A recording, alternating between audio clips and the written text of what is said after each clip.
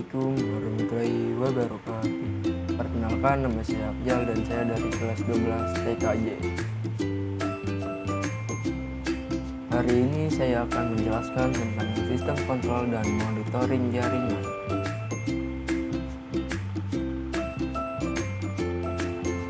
Sistem kontrol dan monitoring ada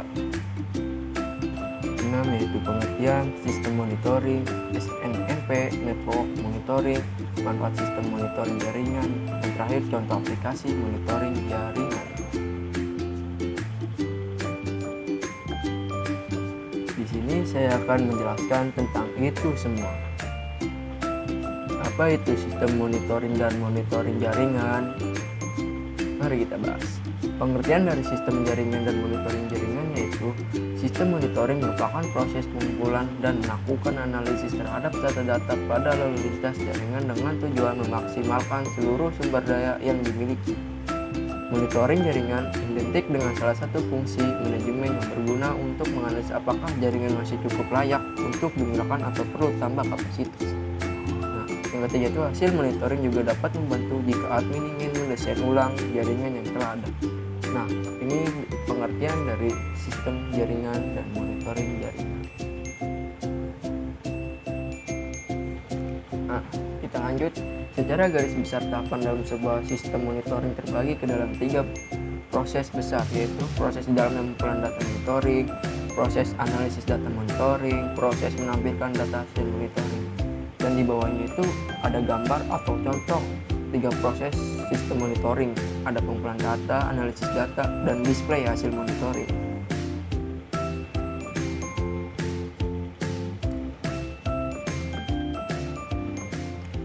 Kita lanjut ke sistem monitoring. Banyak hal dalam jaringan yang bisa dimonitoring. Salah satunya diantara load traffic, jaringan yang lewat pada sebuah router atau interface komputer. Monitoring dapat dilakukan dengan standar SNMP. Selain load traffic jaringan, kondisi engine pun harus dimonitoring, misalnya stand up atau down dari sebuah peralatan jaringan. Hal ini dapat dilakukan dengan utilitas ping.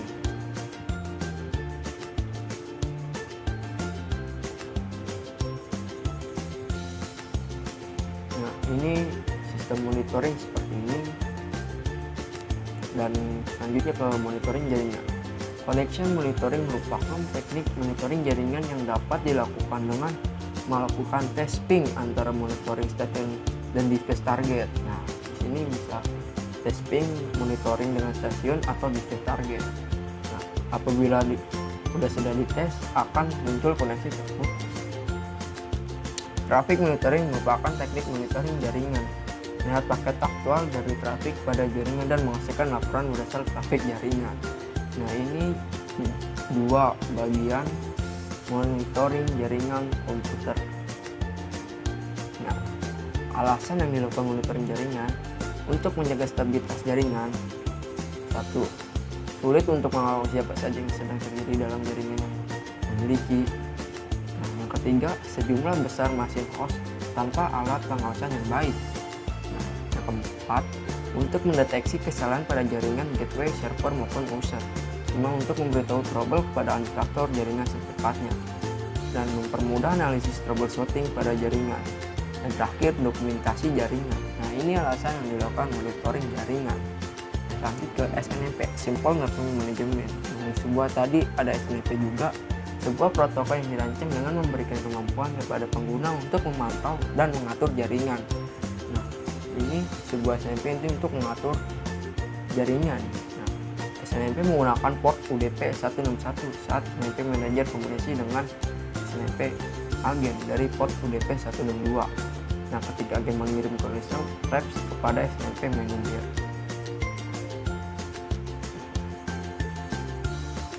Ini kita lanjut ke network monitoring. Network monitoring system atau NMS menggambarkan sebuah sistem yang terus-menerus memonitoring jaringan komputer, sehingga jika terjadi gangguan dapat secepatnya melakukan notifikasi kepada seorang network atau sistem administrator. Tool monitoring dapat berupa angka ataupun representasi grafik dari kondisi jaringan.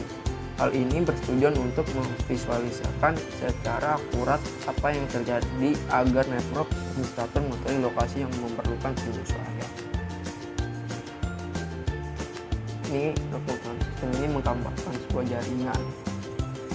Nah, sini ada manfaat sistem monitoring jaringan. Penyusup jaringan dapat deteksi dengan saring, anggaran jaringan, penggunaan jaringan secara layak bisa ditekankan, virus jaringan yang mudah dideteksi, kinerja jaringan bisa sangat optimal, troubleshooting jaringan sangat sederhana, dan terakhir perencanaan kapasitas lebih mudah.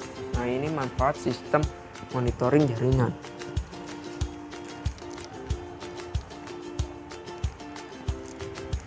Contoh aplikasi monitoring jaringan itu ada 6: Microsoft Network Monitoring, BIOS, SATI, Flathead, Conduit TMS, Genos Core, dan juga Bude. Ini semua adalah contoh aplikasi monitoring jaringan.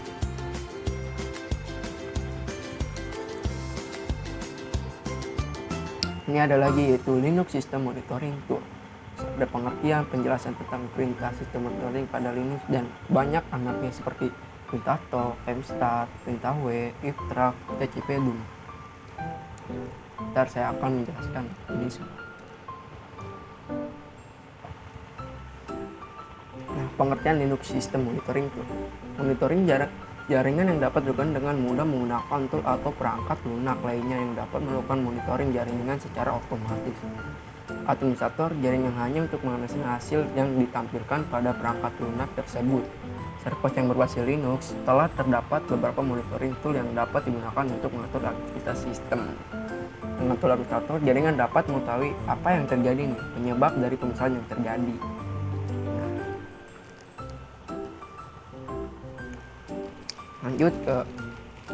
Lanjutnya dari pengertian, ada beberapa perintah dasar Linux yang dapat digunakan monitoring jaringan seperti top, vimstart, w, vimtrack, tcpdum. Perintah yang tersebut manfaatnya adalah mencari bottleneck dan disk bottleneck, CPU dan memori bottleneck, dan record bottleneck. Nah, ini 4 perintah atau manfaat 4 perintahnya ya dari top, vimstart, w, vimtrack, dan tcpdum.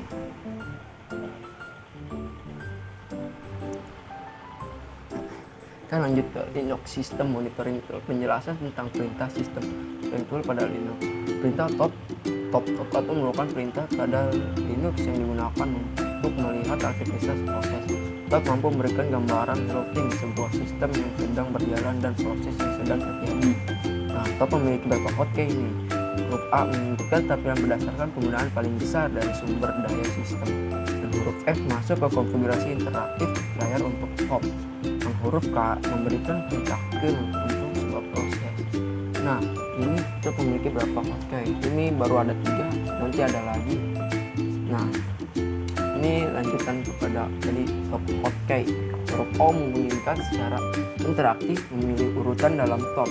Nah, huruf M ini untuk menampilkan informasi memori off dan on. Huruf T menampilkan rangkuman informasi off dan on. Nah, ini contoh gambar top kayaknya ya. Kalau kurang jelasnya di Google aja. Linux System Monitoring Tool. Selanjutnya, perintah vimstart. Digunakan untuk mengetahui bagaimana aktivitas sistem dan informasi perangkat keras. Informasi yang ditampilkan vimstart adalah proses memori, paging, blok I/O, dan aktivitas CPU. Nah, ini adalah proses menunjukkan yang sedang dikerjakan, yaitu status waiting, puntir, dan underpaid slab B, sempet out W. Memori untuk yang kedua, memori untuk mendeteksi adanya kesalahan yang ditimbulkan oleh manajemen memori. Ini bagian perintah vimstart ya, baru ada 2, ntar masih ada kelanjutannya. Nah, ini lanjut tadi ya, masih lanjut itu vimstart. Bagian yang paging atau suatu mode memungkinkan alamat logika, proses untuk menciptakan alamat fisik memori yang tidak berurutan, yaitu sebagai solusi dari masalah fragmentasi eksternal. Nah, metode dasar yang dipegging adalah dengan memecah memori fisik menjadi blok-blok yang berukuran tertentu frame dan memecahkan memori logika berbentuk blok berukuran sama atau plate. Nah, yang keempat ini blok I/O merupakan karena yang mengenai operasi input atau output. Nah, ini masih lanjutannya. Yang kelima, aktivitas CPU dapat diketahui dengan 3 kolom terakhir yang terdiri dari tugas-tugas user. Nah, ini contoh dari VicNut ya. Ini kalau emang kurang jelas, ada di internet pun ada tulis VicNut contoh. Nah, kita lanjut ke perintah W. Perintah yang dapat digunakan untuk mengetahui siapa saja melakukan login dan apa yang sedang dilakukan. Perintah W menampilkan informasi tentang user yang sedang berada dalam server dan menampilkan proses yang dijalankan user tersebut. Nah, ini contoh perintah W, yaitu contoh output 15.02. Nah, ini saya ketik sendiri, kalau kurang jelas ada sini. Nah, kita lanjut ke interrupt. Interrupt merupakan perintah Linux yang menyediakan status jaringan. Interrupt juga tersebut bekerja untuk menemukan sambungan data tertentu. Nah, keunggulan interrupt ini adalah dapat dijalankan melalui sel terminal hingga cocok jika digunakan pada server yang tidak menggunakan Windows, dan dapat dijalankan melalui aplikasi remote login seperti PuTTY.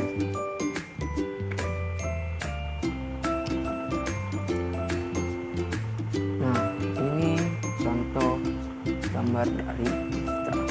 Pada hasilnya muncul dapat diketahui address 172.30.4.212 masuk melewati 39604 kemudian melalui port. Nah, ini contohnya perintah interrupt. Jelaskan perintah. Nah, ini yang terakhir, perintah cpdum. Untuk menangkapkan paket-paket yang mengarah di jaringan dapat menggunakan perintah cpdum menggunakan administrator jaringan untuk melakukan troubleshooting terhadap trafik jaringan. Perintah dum digunakan untuk mengetahui port yang aktif ya dalam suatu jaringan jenis trafik paket yang lewat. Ini cpdum ini mengetahui port yang aktif dalam suatu jaringan. Nah, ini contoh dari traffic dum. Ya, kalau kurang jelasnya ada di internet tinggal cari perintah cpdum. Ini ada angkanya ke alamat IP. Nah, ada 192. Nah, terima kasih yang sudah menonton video penjelasan dari saya. Apabila nih ada kesalahan dari kata, bahasa atau tulisan saya yang mohon maaf, atau bahasa saya ngomong yang tidak jelas, saya mohon maaf. Dan saya akhiri, assalamualaikum warahmatullahi wabarakatuh.